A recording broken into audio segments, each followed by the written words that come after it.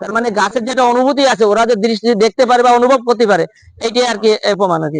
এদের যে অনুভূতিটা আছে সেটা প্রকাশ করার জন্য, যে যেমন ওই গাছে যখন ডাল হয়ে যায় তখন ওই ডালের ভারসাম্য রাখার জন্য এখান থেকে কিছু শিকড় হয়, যেগুলো ঠেস মূল বলে।